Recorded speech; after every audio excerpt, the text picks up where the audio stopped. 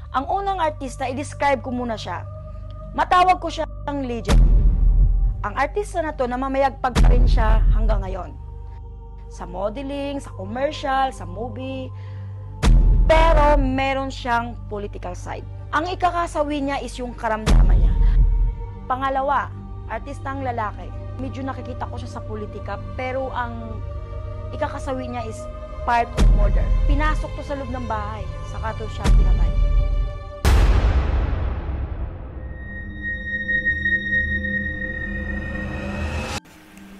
Hello po mga ka-PTV, sa video na ito ay tatalakayin natin ang pangitain na magpapaluha sa madaming mga Pilipino ayon sa mga visions ni Madam.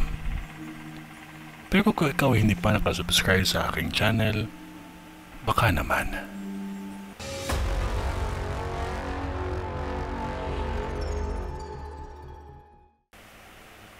May nakikita akong dalawang babae na mga veteranang artista. Sikat at matunog ang kanilang pangalan sa larangan ng showbiz. May nakikita din akong isang sikat na direktor ang magpapaalam na sa mundo natin. Ang kanyang mga pelikula ang tumatak sa ating industriya. Ang buhay ng tao ay hiram lamang, kaya dapat natin itong pangalagaan. Magdasal tayo ng taimtim at huwag makalimot na tumawag sa Diyos.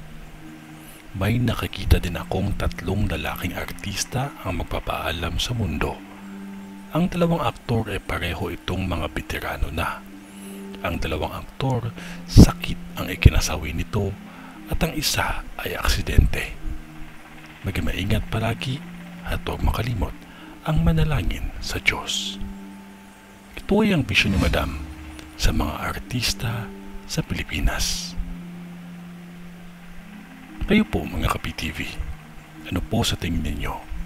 Kung ano man yun na wala pa ding makakatalo sa taimtim na panalangin natin sa Diyos, magtiwala lamang po tayo sa Kanya kasi mahal niya po tayo.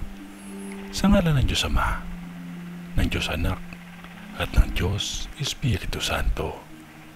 Amen.